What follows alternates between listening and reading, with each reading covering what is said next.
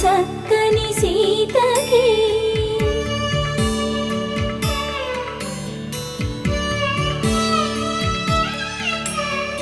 ఎర్ర జాబిలి చేయి రాముడేడని అడుగుతుంటే చూడలేదని పెదవి చెప్పే చెప్పలేమని కనులు చెప్పే నల్ల పూసై